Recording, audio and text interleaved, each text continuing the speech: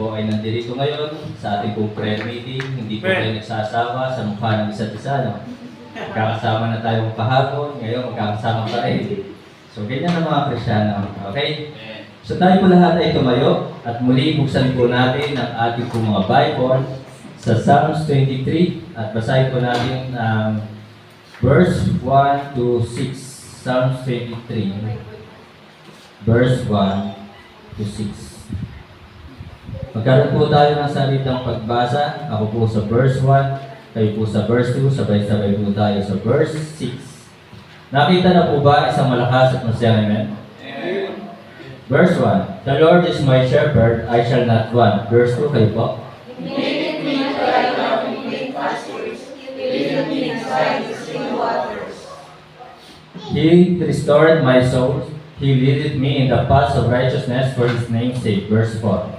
Yea, though I walk through the valley of the shadow of death, I will fear no evil, for thou art with me, thy rod and thy staff, they comfort me. Thou preparest a table before me in the presence of mine enemies. Thou anointest my head with oil, my cup runneth over. Verse 6, altogether ready read. Surely goodness and mercy shall follow me all the days of my life, and I will dwell in the house of the Lord forever. Tayo po lahat ay umupo, pumikit, tayo po manalangin. Dakilang Diyos na makapangyarihan sa lahat, pinupuri ka namin, pinasasalamatan ka namin sa bawat sandali po ng aming pong buhay, hindi lamang sa gabing ito, kundi sa bawat sandali, saan man po kami naroroon, kami po'y patuloy na magpupuri at magpapasalamat sapagkat tunay na dakila ka, dakila ang iyong kapangyarihan, dakila ang iyong pong pagmamahal sa amin. Salamat po aming Diyos sa buhay ng bawat isa sa pag-iingat mo po sa amin. At kami po ay nakarating po dito sa inyong pong bahay-sambahan na maayos at ligtas. Salamat din po Panginoon sa mga panalangin po namin na inyong pong tinugon, sinagot at pinagkaloob. Salamat sa kagalingan ng mga karamdaman, ng mga kapatiran. Salamat sa mga biyaya. At sa gabi ito, kami po ay sama-samang lumalapit sa iyong harapan. Nagpapakumbaba at humihingi po kami ng kapatawaran sa aming mga pagkukulang, mga kasalanan na nagagawa. Sa hindi po namin minsan pagsunod sa iyong mga utos, patawarin mo po kami. Banal na Espiritu, patawad. Salamat, Ikaw ang aming Diyos na mapagpatawad. Ikaw ang aming Diyos na mawain at mapagmahal. Tunay na hindi nagbabago ang iyong katapatan, dakila ang iyong katapatan. Sa gabing ito, dalangin ko po aming Diyos, ilusin mo po ang bawat isa, kayo siyang kumilos gumawa sa aming kalagitnaan. Banal na Espiritu, kayo po siya mangusap sa puso ng bawat isa. Itago mo po akong muli sa inyong pong likuran. Ikaw ang siya makita, maluwalhati at maparangalan. At dalangin po namin kapayapaan sa Jerusalem, kaligtasan ng mga taga-Israel, at patuloy mo rin po igawad sa bansang ito ang kapayapaan at sa darating na halalan sa eleksyon. Dalangin namin magkaroon ng maayos, tahimik at mapayapang halalan. Salamat po Ama sa patuloy na pagtugon sa panalangin namin. Banal na Espiritu, puspusin mo po kami. Ito po yung aking dalangin na may pasasalamat sa pangalan po ng aming Panginoon Jesus. Amen. Pwede na po po. So, ako po'y nagpapasalamat sa ating pong outing kahapon. Salamat sa mga dumalo. At kanina ay talagang kasama natin ang Matanggihan family. At sila po ay buong pamilya, tumayo dito sa unahan at nagpasalamat, nagpuri sa Panginoon. At alam ko, marami pong gusto magpasalamat. Kaso, parang nandun pa rin, nalihiya pa rin eh. At alam ko na mayroon pa talagang gusto magpasalamat at sapagkat lahat naman tayo ay may mga biyayang tinanggap, tayo pinagpapala araw-araw. At dapat kapag talagang magpapasalamat, una-unahan na tayo dito. Ay yun nga, dahil nga mga naunahan na kayo ng hiya, yun.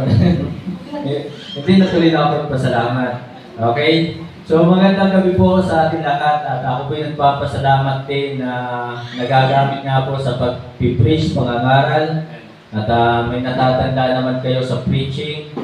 Salamat na yun nga kahapon ay talagang si Brother Jason hindi niya napakinggan yung devotion kahapon ng umaga. Siya pa naman talagang spiritual si Brother Jason. Malago ito spiritually. Amen. At talagang lagi naghahanap ito ng devotion o pangangaral. So magandang gabi po sa ating lahat mga kapatid, mga minamahal.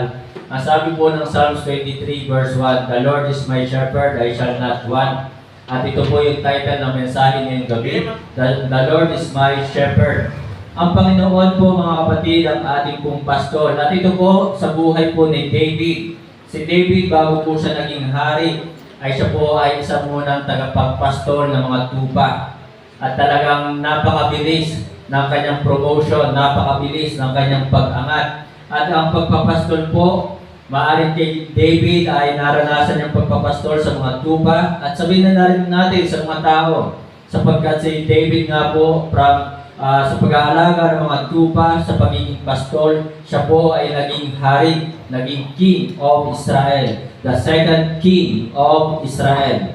So yun po si King David na talagang kaya sinasabi po dito ni King David sa mga talata, "The Lord is my shepherd, I shall not want. He maketh me to lie down in green pastures. He leadeth me beside the still water." So ito po yung naranasan ni King David o ni David noong mga panahon iyon na ang kanyang mga alagang tupa ay dinadala niya doon sa pastulan sa maraming damo, sariwang damo. At doon sa mga pastulan na mayroon pong maiinom na malinis na tubig. So yun po yung naranasan po ni David during that time. And then, hindi lamang po yun, kundi talaga naranasan din po ni David sa pag-aalaga ng tupa na ang mga tupang ito ay kanyang iningatan.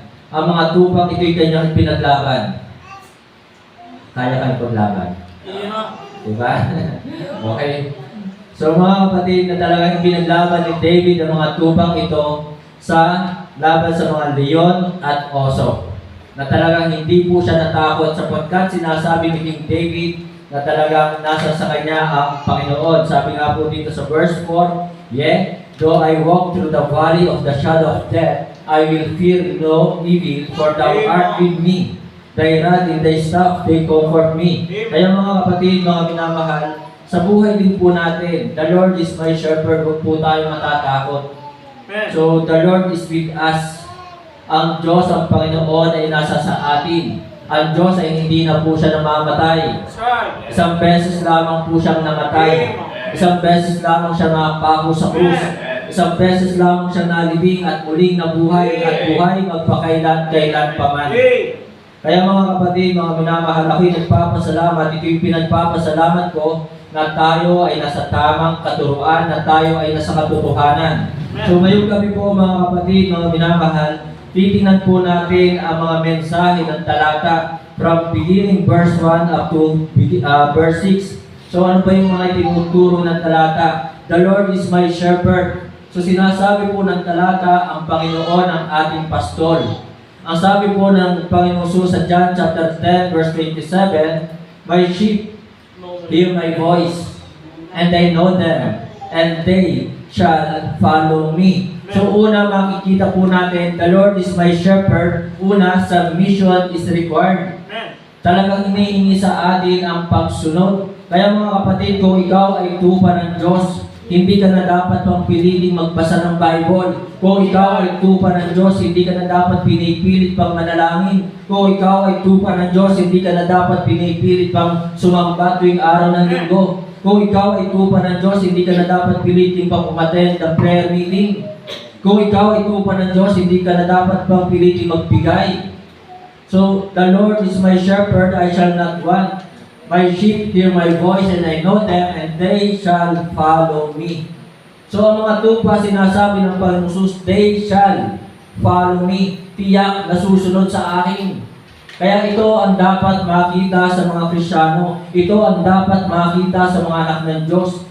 Kaya nga kahapon din, binanggit ni Brother Luis sa kanya short devotion na yung pagsunod ay napakahalaga. Napakahalaga ng pagsunod sa Diyos sapagkat ang Diyos ang nagbigay ng buhay natin. Sa Diyos galing ang lahat ng meron tayo. Ang ating hininga, hangin na ating nilalanghap ay galing sa Panginoon. Ang buhay natin ay galing sa Panginoon. Ang Panginoon ang siya nag-iingat sa atin. So mga kapatid, napakahalaga ng pagsunod sa ating Diyos, sa ating Panginoon Jesus. At si King David, masasabi ko po mga kapatid, is a good example when it comes in submission. Napakagandang halimbawa ni Haring David pagdating sa pagsunod. Bakit? Hari na siya. Pero nandoon pa rin, sumusunod siya sa utos, kalooban ng Diyos. Hindi niya sinabing, ako'y hari na, bakit ako'y susunod pa sa iyo? Ako'y hari na, ang mga tao hindi sa akin sumusunod. So exalted na ako sa iyo. Hindi po niya sinabing ganon. Ang sabi po ni King David sa Psalms 40 verse 8, tingnan niyo po Bible, sa Psalms 40 verse 8, I delight to do thy will, O my God, yet thy law is within my heart. Nandoon ang kagalakan ni Hari David. Kaya mga kapatid, mga minamahal, bilang tayo ay mga tupa ng Diyos ni Kristo, bilang tayo ay mga anak ng Diyos, bilang tayo ay mga Kristiyano, masaya tayong umaattend ng prayer meeting. May kagalakan tayo nagpe-pray, ipinagpe-pray ang mga kapatiran. Alam niyo po talaga, aaminin ko sa inyo at sasabihin ko po sa inyo, walang laman ang aking panalangin kundi kayo. Kayo ang siyang laman ng aking panalangin. Hindi ko hinihingi sa Panginoon ang aking mga pangangailangan. Sapagkat ang sabi ng talata, I shall not want. Hindi niya ako pagkukulangin.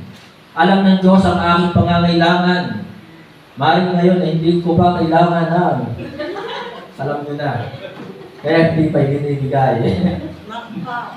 Mga kapatid, mga minamahal, sumisingit na naman. Talaga naman. Yan, napatawa na. Pinagpas ka. Okay. So mga kapatid, mga minamahal, I delight to do thy will, O my God. Yea, thy law is within my heart. So mga kapatid, talagang dapat makita sa ating kagalakang sumasamba, kagalakang nagbabasa ng Bible, kagalakang sumusunod sa salita ng Diyos. Kaya nga sabi ni Haring David sa Psalms 122 verse 1, tingnan po ang inyong pong Bible, I was glad when they said unto me, let us go into the house of the Lord. Sana mga kapatid, makita sa atin, umaga pa lamang ng linggo, excited tayo.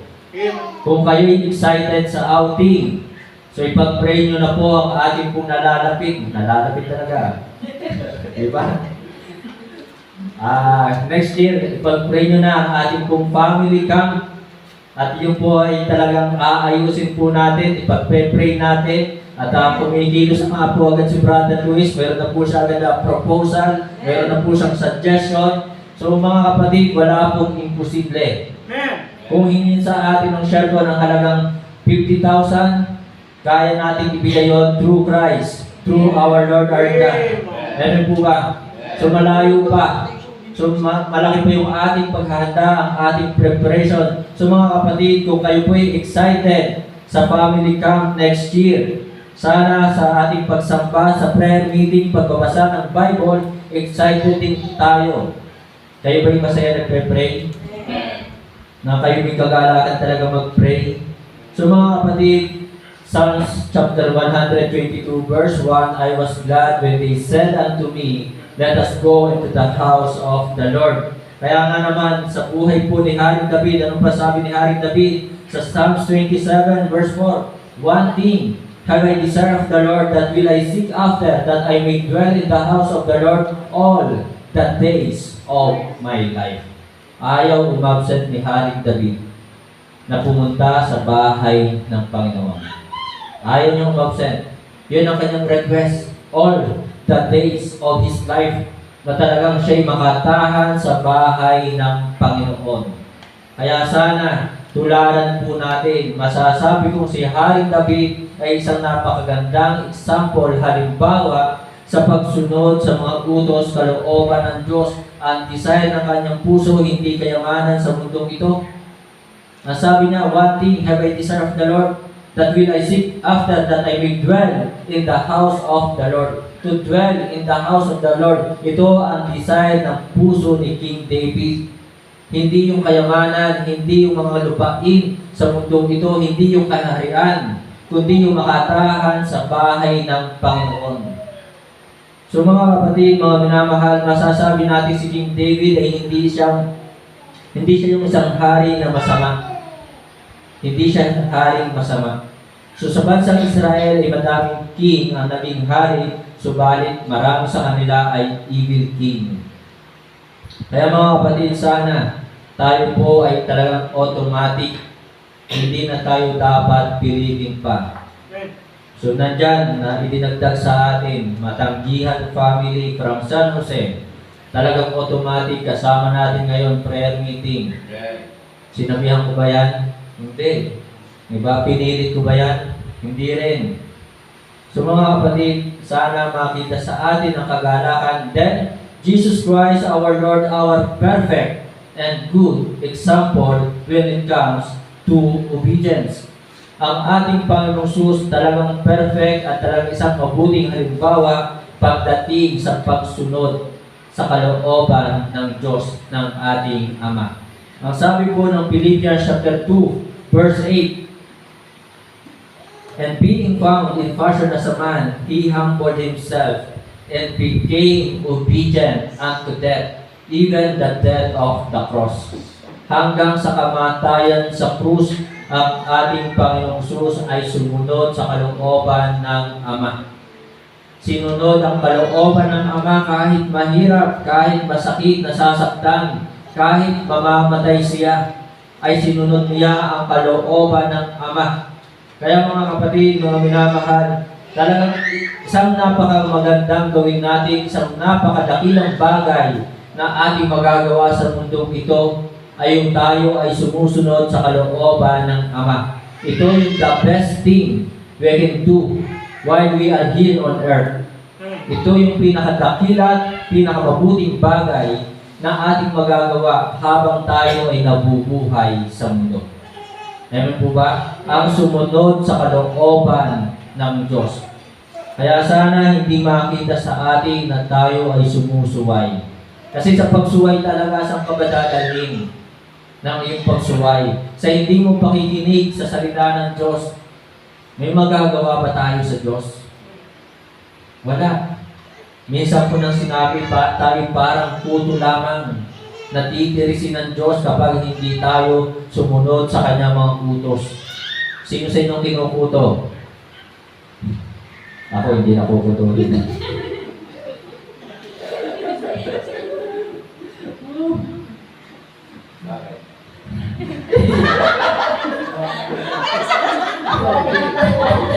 Lalo na yun.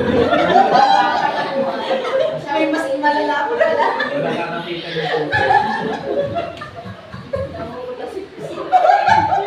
Umingit pa eh.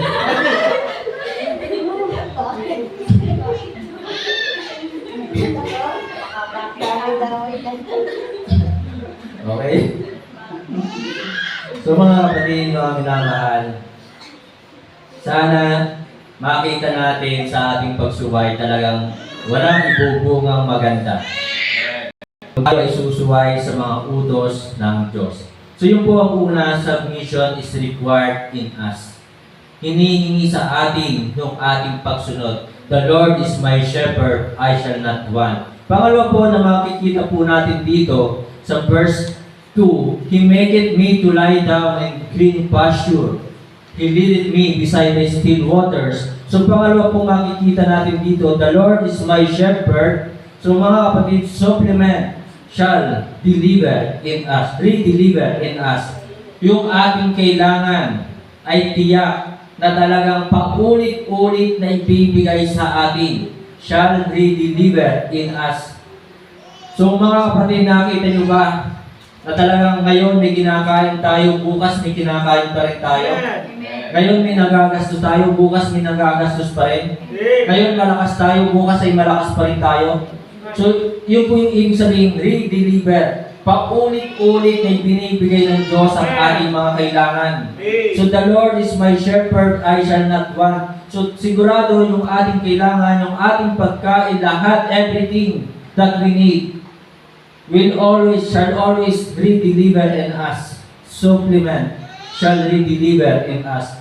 Philippians chapter 4, verse 19, But my God shall supply all your need according to His riches in glory by Christ Jesus. So, ang ating mga kailangan talaga ay talagang ibibigay sa atin sapagkat ang Panginoon ang ating pastor. Amen. Kailanman hindi pinabayaan ng Diyos ng Panginoon ang kanyang mga tupa, ang kanyang mga anak. Tayo'y mga anak ng Diyos, but as many as receive Him, to them gave Him power to become the sons of God, even to them that believe on His name. So tayo'y mga anak, kaya talagang dapat makita ang pagsunod. Maaari sa mundong ito, may mga anak na talagang pasuway, pero tularan natin ang mga anak na masunurin. So mga kapatid, na talagang tayo po ay talagang inaasahan sa atin ang pagsunod at sumunod ka sa Panginoon. Dapat sumunod sa Panginoon sapagkat laging ibinibigay ang ating kailangan. Supplement shall He deliver in us. So yun po yung pangalawa. Kaya mga kapatid, sana tayo po ay magtapat, patuloy na sumunod hanggang sa pagbabalik ng ating Panginoong Hesus. Ang katawang ito patuloy paulit-ulit na binibigyan ng lakas. Kagabi, nakaramdam ako ng parang ray-rayumahin ako. At kasi dito po yung masakit dito sa may bandang ito na parang talaga hindi ko sa may galaw. Ngayon, napatingin ako doon sa chocolate na ibinigay sa akin. Sabi ko, Lord, ito ba dahil sa chocolate na ito? Lord, huwag mong ipahintulot na talagang hindi ako makalakad. Pero kagabi din po, salamat at hanggang ngayon, purihin ang Panginoon. Wala nang sakit. Kaya tuloy ang kain. Salamat. Hindi ka kasi namigay. Namigay ako. Namigay ako. Sana kami na nabigyan. Isa daw. Isa pa.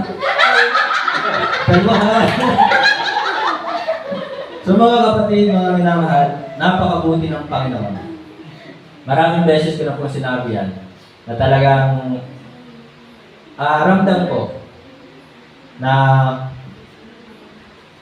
napaka-close ko sa Panginoon.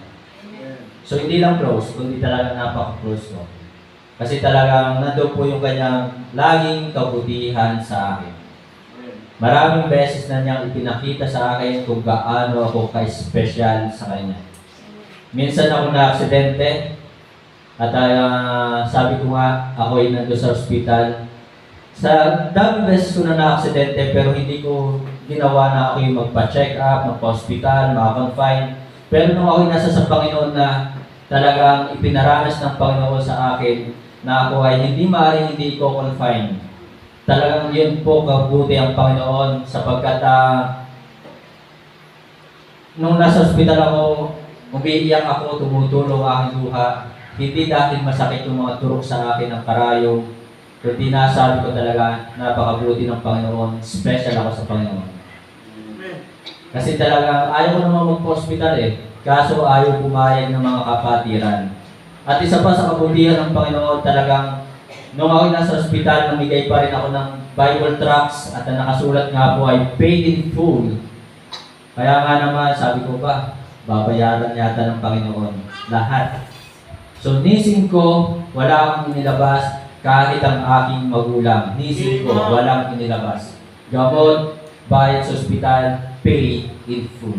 Kaya yun po, napakaraming beses ko na pong sinasabing napakabuti ng Panginoon, napaka-close ko sa Panginoon, at sinabi pa ng Panginoon sa akin dati, tingnan mo kung gaano ako kabuti sa iyo.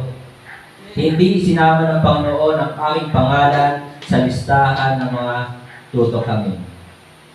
So yun po yun. Kasi alam niyo naman, di ba, madalas ko sinasabi sa inyo, minsan ako nakagamit niya. So yun po. Kaya mga kapatid, mga minamahal, the Lord is my shepherd. Na talagang makikita natin, supplement shall He deliver in us. Yung ating mga kailangan, pangangailangan, paulit-ulit na ibibigay sa atin. Kaya huwag tayong magsawa. Paulit-ulit Diba? Paulit-ulit tayong pinagpapala. Kaya huwag tayong magsawang umattend ng prayer meeting. Huwag tayong mapagod sumamba tuwing araw ng linggo. Huwag tayong mapagod magsawang manalangin, magbasa ng Bible. Sino na kayo nakatapos sa inyong basahin ng Bible? Meron na ba? Dati. O, taas ang kamay kung mga nakatapos na lang basahin ng buong Bible. Diba? O, si Brother Andrew, Sister Josel, Sister Miley, Sister Ruth, o, si Brother Luis. So, mga kapatid, mga minamahal, maaaring di makapal.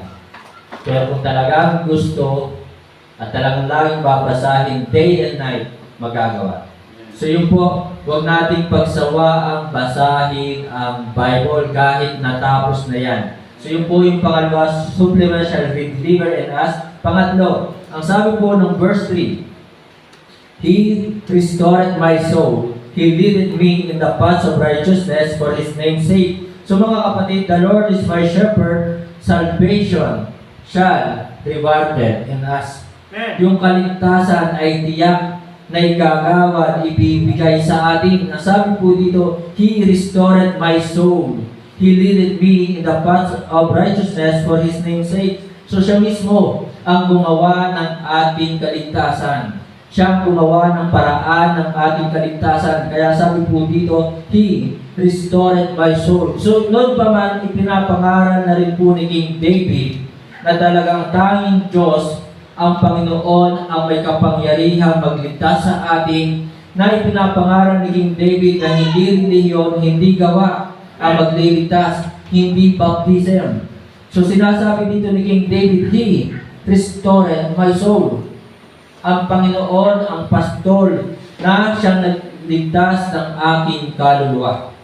Kaya mga kapatid, mga minamahal, ang kaligtasan ay sa Panginoon. Ang Panginoon ang tagapagligtas. Ang sabi po ng 1 Peter chapter 3 verse 18. Tingnan po ang Bible. Sa 1 Peter chapter 3 verse 18. For Christ also hath once suffered for sin, the just for the unjust, that He might redeem us, that He might bring us to God.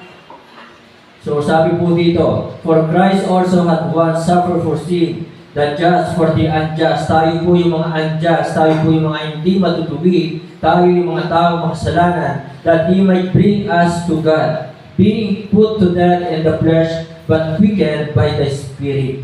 So ang Panginoong Jesus ang gumawa ng paraan upang tayo ay maligtas. He restored my soul. Salvation shall rewarded in us. Tiyak. Hindi po yan 50-50. Talagang yan po ay 100%. Kaya talagang dito sa Bible, mababasa ninyo yung salitang shall. Sa Tagalog ay tiyak. Kaya talagang sa Diyos ay may katiyakan, sa Panginoon ay may katiyakan. Ayaw ng Diyos na mga Kristiyaning nagbabaka sakali. Di ba? Ayaw ng Diyos na ang mga tao o mga Kristiyano ay umaasa sa mga swerte. So alisin na yung good luck. Huwag na kayong sasalita ng good luck.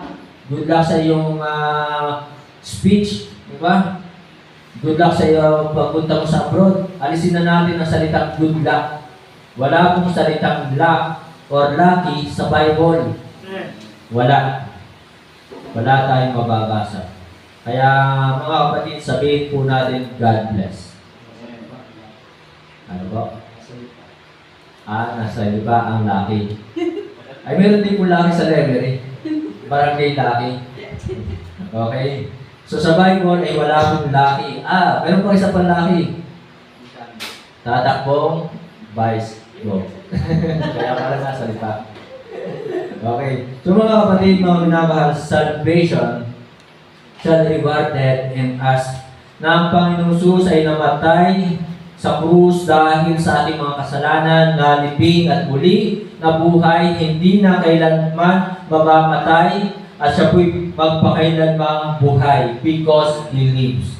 So mga kapatid, mga minamahal, nakakalungkot na talagang kapag ang isang Kristiyano ay hindi nagpatuloy sa pakikinig ng salita ng Diyos, kapag ang isang Kristiyano ay hindi nagpatuloy sa pag-aaral ng salita ng Diyos, naaanggap niya, natatanggap niya ang maling katuruan ng mundong ito. Meron ako nakakausap kanina, natatakot daw siya ngayon, ayaw niyang lumabas kasi patay daw ang Diyos. Kaya mga kapatid, sana tayo po'y magtulungan na talagang ang ating mga kapatiran ay ating encourage na sila po ay magpatuloy. At sana kung kayo po'y naririto, kayo po'y seryoso nakikinig dyan sa inyong mga upuan. Nag-take down notes, nagsusulat ng mensahe, ng mga points, ng mga text. So ano yung title ng mensahe ngayon? Nung umaga, nung Sunday, anong title? Ay, siya. So yun, God uses ordinary people. So napakahalaga po na tayo po ay magsulat ng mga preaching. At tayo po pagdating sa bahay, kasi talagang noon po kapag ako nakakapakinig ng mga Bible verse na binabanggit ni Pastor, kapag nasa preaching natatandaan ko, dahil nga maganda yung Bible verse na yon, minsan nakakalimutan ko kahit maganda, pero kahit nakalimutan ko yan, kung aking isinulat sa aking notebook, so mayroon akong nababalikan. Sana all. Sana all. Okay? Ay, sarap talaga na nagbibigay. Sabi naman na, lalo na masarap yung binigyan, yung tumanggap. Balik sa Lalo masarap kapag nagbibigay ng pagmamahal. Yun. at may masaya. Masaya. Okay? So, next, number 4. Baka kayo gutom na. Anong oras na?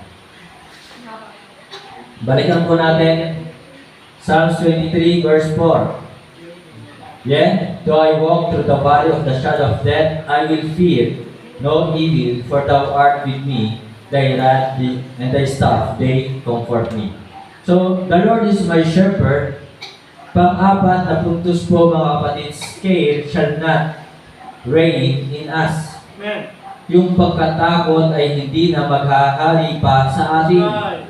Kaya mga kapatid, kung tinanggap mo si Kristo bilang Panginoon at tagapagligtas, hindi ka na dapat matakot pa sa anumang bagyo na darating sa buhay mo, sa anumang problema na darating sa buhay mo, anumang mga trahedya dumating sa buong mundo. Kaya nga sabi nga binanggit ni Brother Luis kanina, yung John 14 verse 1, let not your heart be troubled. So you believe in God, believe also in me. Let not your heart be troubled. Huwag magliminahanan, huwag matakot ang inyong mga puso.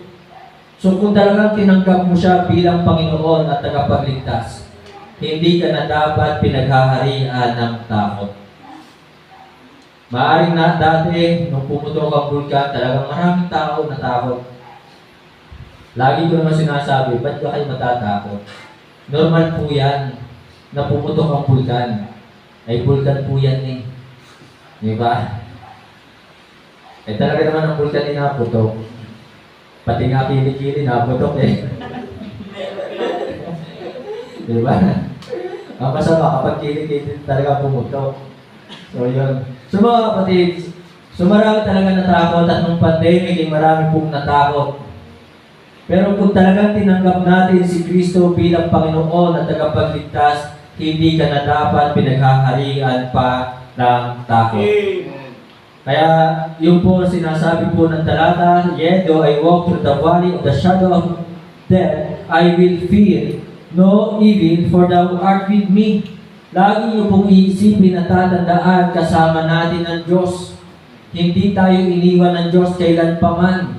Let your conversations be without covetousness, but be content with such things as ye have. For he hath said, I will never leave thee, nor forsake thee. So maaaring iniwan ka ng iyong mahal sa buhay. Yun. Pero ang Panginoon kailanman ay hindi ka iniwan. So tandaan niyo po yan, hindi ka nag-iisa. Diba? I will never leave thee, nor forsake thee. Psalms 27 verse 1. Tingnan niyo po yung pong Bible.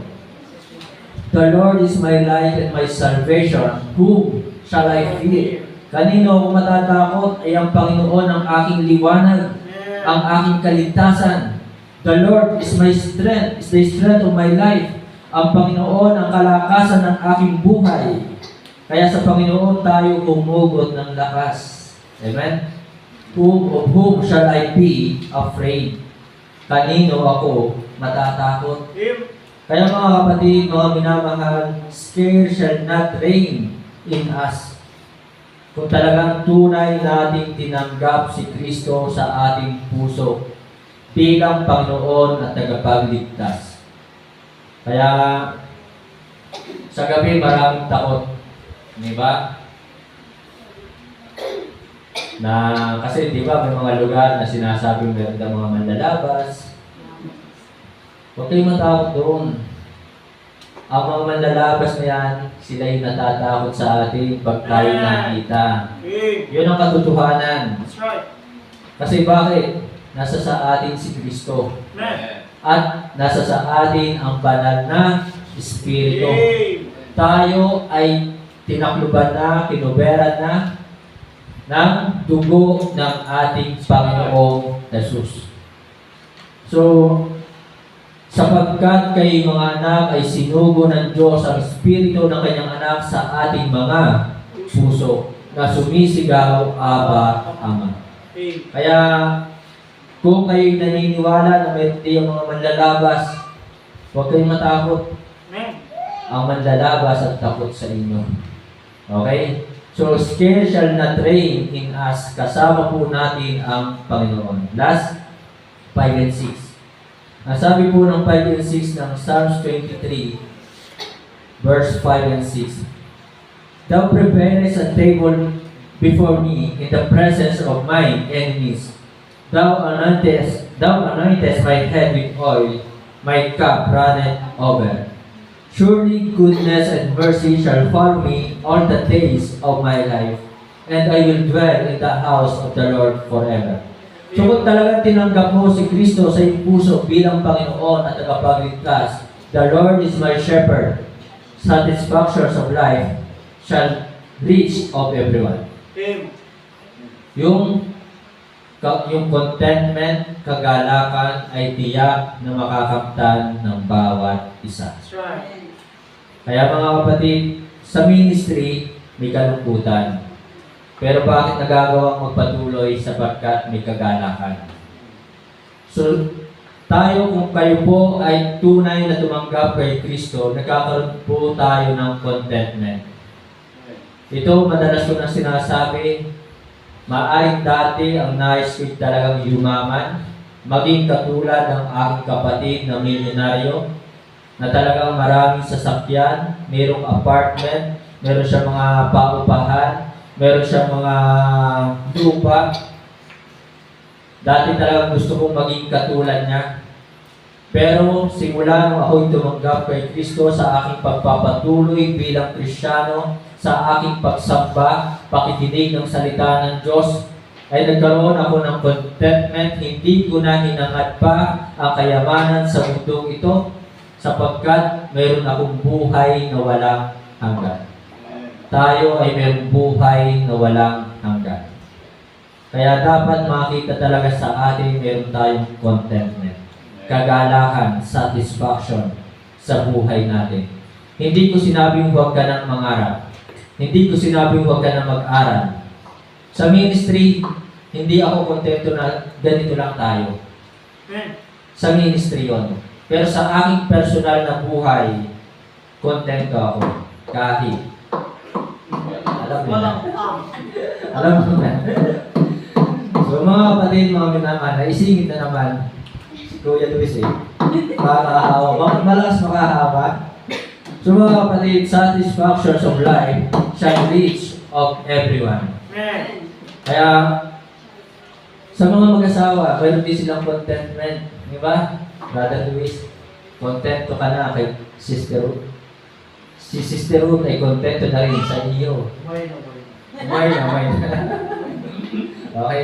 O, so Brother Andrew, may contentment na yan. Kontento na yan. So, yung ibang tao dahil walang Kristo sa kanilang buhay, di ba? Walang Holy Spirit sa kanilang buhay, ay kung bakit hindi sila makontento sa kanilang mga asawang babae, hindi sila makontento sa kanilang mga asawang lalaki. Kasi nga wala silang Kristo, kung bakit sila naghahanap pa. So sa atin po mga kapatid, dahil tayo tumanggap na kay Kristo, the Lord is my shepherd, satisfaction shall reach of everyone. So yung kagalakan, contentment ng ating buhay ay tiyak na ating makakamtan. Maaabot po natin yun. So to God be the glory. Sana sa pagtatapos po, ang sabi po ng verse 6, surely goodness and mercy. So asahan po natin dahil ang Panginoon ang ating pastor. Sabi po dito, surely, tiyak ng kabutihan, mabubuting bagay ang sasa atin. Ang awat habag ng Panginoon ay talagang sasa atin. Mercy shall follow me. Kaya ako po'y talaga nagpapasalamat. Hindi ako binibigyan ng karamdaman. At kung kagabi sumakit ang aking paa dahil sa aking kinain, pero isang pray lamang sa Panginoon. Isang tawag lang sa Panginoon. Lord, ito po'y dahil dito. Huwag mo ipahintulot na ako'y hindi makalakad. Kaya simula kagabi din, automatic, gumaling. At hanggang ngayon. Kaya mga kapatid, the Lord is my shepherd. I shall not want. To God be the glory, tayo po'y kumain. Tayo po'y umuko, pumikit, tayo po'y manalangin. Ama namin Diyos sa langit, salamat po sa inyo pong kabutihan at katapatan. Salamat sa iyo pong banal na salita na nagbibigay sa amin ng kalakasan, kalakasang spiritual at tunay na kung kami po'y malakas spiritually, it follows ng aming physical ay talagang nagiging malakas. Nagiging magaan ang aming pagkilos sapagkat ito'y dahil sa iyo pong banal na salita. Nagiging magaan ang aming pagkilos sapagkat alam namin ikaw ay aming kasama. Nawa, patuloy mo po kaming samahan sa aming pong paglilingkod. Patuloy mo po kaming tulungan na masunod namin ng iyong kalooban, hindi ang aming mga kagustuhan. Banal na Espiritu, puspusin mo po kami, pangunahan sa lahat ng aming gagawin. Pagkalooban mo po kami ng knowledge, wisdom, understanding sa iyong pong banal na salita. Salamat po sa mga estudyante na nakatapos sa kanilang pag-aaral. At patuloy mo po silang samahan sa kanila pong pag-aaral sa panibagong yugto na kanila pong haharapin this coming STEM at school STEM. At dalangin ko po na patuloy mo pong tingin, Ama, ang panalangin ng bawat isa. At dalangin po namin kagalingan po ang patuloy na kagalingan ni Pastor Melo, Pastor Sosa, Sister Mylene, Tita Presi Villa. At dalangin po ang patuloy na kalakas at kalusugan po ni Brother Luis at ng kanyang pong pamilya at ng mga kapatiran na nandito po ngayon ni na Brother Andrew at yung mga kapatiran na hindi po namin kasama. Nawa po Panginoon, sila po'y makasama namin sa prayer meeting at sa pagsamba sa linggo tuwing sa maghapon. Nawa ay sila po ay patuloy na magbigay, maglaan ng oras sa inyo. At sapagkat ito po ay inyo pong inaasahan sa amin bilang kami iyong mga tupa na kami po ay patuloy na susunod sa iyong kalooban habang kami nabubuhay. Ito po yung aking dalangin na may pasasalamat sa pangalan po ng aming Panginoon Jesus. Amen.